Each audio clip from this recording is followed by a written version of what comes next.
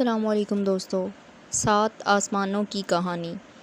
بہت عرصہ پہلے کی بات ہے کہ ایک چھوٹے سے گاؤں میں ایک ذہین اور شوقین لڑکی رہتی تھی جس کا نام زینب تھا۔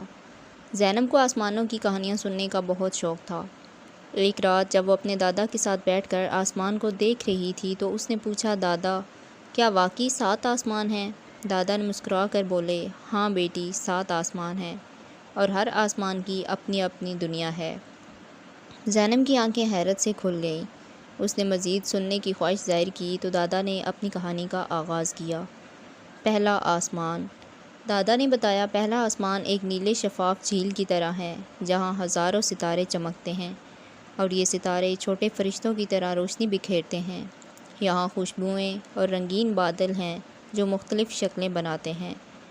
دوسرا آسمان۔ دوسرے آسمان پر بادلوں کے جنگل ہیں۔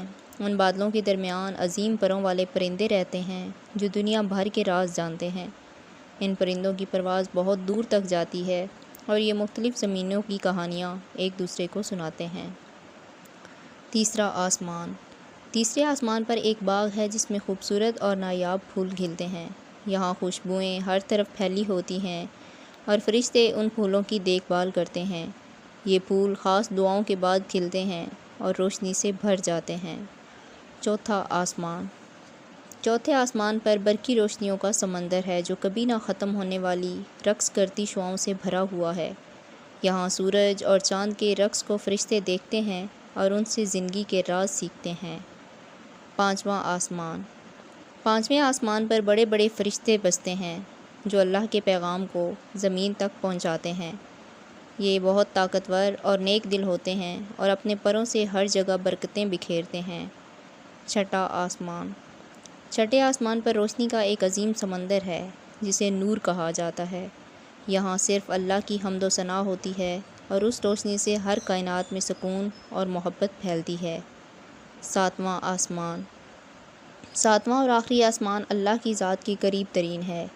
یہاں ایک عظیم تخت ہے جہاں تمام عالم کی حکمرانی کی جاتی ہے۔ یہاں کا نور اتنا شدید ہے کہ اسے کوئی نہیں دیکھ سکتا اور یہ آسمان باقی سب کو روشنی دیتا ہے۔ زینب یہ سن کر بہت خوش ہوئی اور آسمان کی طرف دیکھ کر خوابوں میں گم ہو گئی۔ اسے ایسا محسوس ہوا جیسے وہ خود ان آسمانوں کے درمیان سفر کر رہی ہے۔ یوں زینب نے اپنے دادا سے 7 آسمانوں کی کہانی سن کر سیکھا کہ کائنات کے راز کتنے عظیم اور خوبصورت ہوتے ہیں۔ شکریہ دوستو۔